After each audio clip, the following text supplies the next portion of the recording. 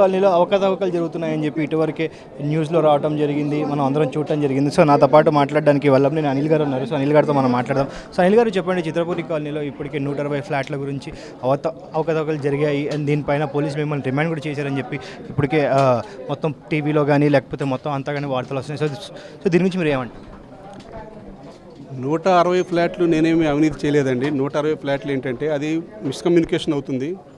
గౌరవ న్యాయస్థానం ఏంటంటే ఇక్కడ సభ్యులు చేసే ఆరోపణలకి వాటికి వీటికి అన్నీ కూడా కలిపి ఎవరైతే న్యాయస్థానానికి వెళ్ళారో గౌరవ న్యాయస్థానం ఒక మంచి తీర్పు ఇచ్చింది. ఇలా కమిటీ మీద అభియోగాలు వస్తున్నాయి కాబట్టి అని చెప్పేసి ఆ 160 రిజిస్ట్రేషన్లు ఏవైతే ఉన్నాయో వాటిని పరిశీలించి వారు నిజమైన సినీ కార్మికులా కాదా, వారు నిజంగా డబ్బు కట్టారా లేదా, వాళ్ళు అర్హులా కాదా అనేది విచారణ చేసి మేనేజ్మెంట్ కమిటీకి అప్పచెప్పండి, వారు రిజిస్ట్రేషన్ చేస్తారని చెప్పి తీర్పు ఇచ్చింది.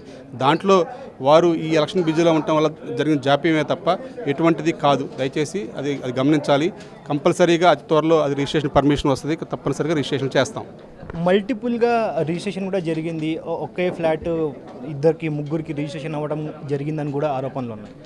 చిత్రపురి సొసైటీలో ఒక ఫ్లాట్ ఇద్దరికి ముగ్గురికి రిజిస్ట్రేషన్ జరగటం అనేది ఉండదండి. ఎందుకంటే అటువంటి ప్రక్రియ అసలు ఉండదు. ఒక ఫ్లాట్ ఒక్కరికే రిజిస్ట్రేషన్ జరుగుతుంది. కాబట్టి మీరు అనేది ఏంటంటే ఒకరికి అలాట్మెంట్ అయిన ఫ్లాట్ ఇంకొకరికి చేశారు అని మాత్రం ఏమైనా ఉంటుందేమో కానీ అభియోగం. ఒకరికి అలాట్మెంట్ అయిన ఫ్లాట్ వారు వివిధ కారణాల చేత ఒకటి డబ్బు సరైన సమయంలో సొసైటీ అడిగిన సమయంలో డబ్బు కట్టకపోయినా ఫ్లాట్ తీసేసే అధికారం సొసైటీకి ఉంది. 2, వారి సభ్యత్వ విషయంలో తప్పుడు పత్రాలు కనుక ఇచ్చి తప్పుడు యూనియన్ కార్డ్స్ కానీ తప్పుడు లెటర్స్ కానీ ఇచ్చి ఏమైనా సభ్యత్వం తీసుకుంటే అది తొలగించే అధికారం మేనేజ్మెంట్ కమిటీకి ఉంటుంది. ఈ 2 అవకాశాలు కనుక లేకుండా ఏ సభ్యత్వం తొలగించబడదు. వారికి తప్పనిసరిగా రిజిస్ట్రేషన్ చేసి ఇచ్చాము. ఆల్రెడీ నివాసం ఉంటున్నారు. సో ఇదివరకే చిత్రపురి కాలనీ అంటే ఓన్లీ సినీ కార్మికుల కోసం కేటాయించిన స్థలం ఇది, కానీ ఇక్కడ బయట వాళ్ళు కూడా వస్తున్నారు ఉంటున్నారు అని చెప్పి కూడా ఆరోపణలు ఉన్నాయి. చిత్రపురి కాలనీలో బయట వాళ్ళు సెకండ్ సేల్ కొనుక్కొని వచ్చే వాళ్ళే తప్ప చిత్రపురి కాలనీలో ఫ్లాట్ అలాట్ చేసేది నిజమైన సినీ కార్మికులకి. వారు వివిధ రంగాల్లో ఎవరైనా అయి ఉండొచ్చు. సినిమా అండ్ టీవీకి సంబంధించిన వాళ్ళకి మాత్రమే వాళ్ళ 24 క్రాఫ్ట్లో యూనియన్ కార్డు, అలాగే యూనియన్ ఆఫీసుల్లో కానీ స్టూడియోల్లో కానీ ల్యాబ్స్లో కానీ టీవీల్లో కానీ పనిచేసే వాళ్ళకి యూనియన్ కార్డు లెటర్ తీసుకొని మాత్రమే సభ్యత్వం ఇస్తారు తప్ప ఎటువంటి సభ్యత్వాలు లేకుండా బయట వాళ్ళకి ఇంజనీర్లకి వాళ్ళకి వీళ్ళకి ఇవ్వరు. ఇక్కడికి వచ్చిన తర్వాత వారు ఏమన్నా రిజిస్ట్రేషన్ చేసుకున్న తర్వాత ఫ్లాట్లు అమ్మారు, అమ్ముకున్న వాళ్ళు కొన్నవాళ్ళు సాఫ్ట్వేర్ ఇంజనీర్ డాక్టర్లు అయి ఉండొచ్చు. వాళ్ళే ఇప్పుడు చాలామంది ఆల్రెడీ 2000 ఫ్లాట్లు అమ్ముకోవడం కూడా జరిగింది వాళ్ళు. సో టిన్ టవర్స్ గురించి చెప్పండి. సో మీరు రీసెంట్గా స్టార్ట్ చేసిన టిన్ టవర్ ప్రాజెక్ట్ ఏదైతే ఉందో సో దాని గురించి చెప్పండి.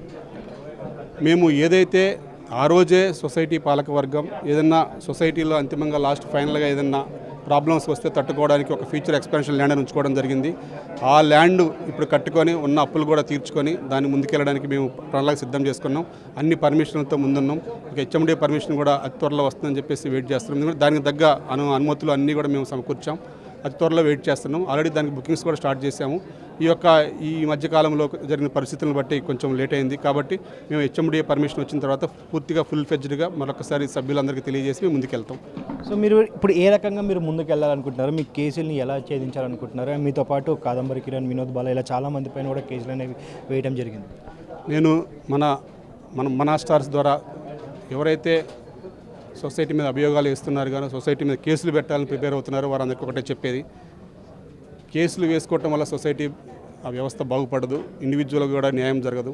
ఇక్కడ చాలామంది తప్పుదోవ పట్టిస్తున్నారు. మీరు వస్తే మీకు ఫ్లాట్ వస్తుందని చెప్పేసి డబ్బులు కూడా వసూలు చేస్తామని చెప్పి తెలుస్తుంది. అటువంటి డబ్బులు వసూలు చేసే ప్రక్రియ ఎవరు పెట్టుకోవద్దు, ఎవరిని నమ్మొద్దు ఏదన్నా సరే. అందుకే మేము స్వచ్ఛందంగా కమిటీ అతి త్వరలో జనరల్ ఏర్పాటు చేస్తున్నాం. మీకున్న ప్రతి ఒక్క సమస్యని జనరల్ వివరించి అక్కడ దాన్ని బట్టి ఒక నిర్ణయం ప్రకారం ముందుకెళ్దామని చెప్పేసి తెలియజేస్తున్నాం. Thank you.